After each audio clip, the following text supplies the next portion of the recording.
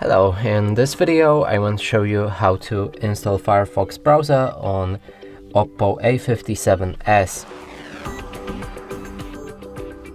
And to do this you'll need to launch Google Play Store. Inside, click on top to find Firefox.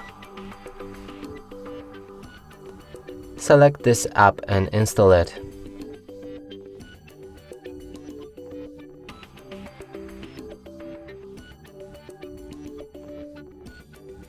After installation process is complete, you should be able to launch it. And here we can customize the browser by changing the theme. You can pick a toolbar placement, sign in to turn on synchronization between other devices using that same browser.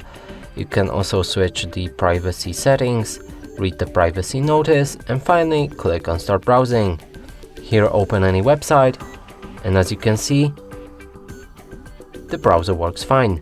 And that's it for this video. Hope you like it. Please consider subscribing to our channel, leave a like and a comment below.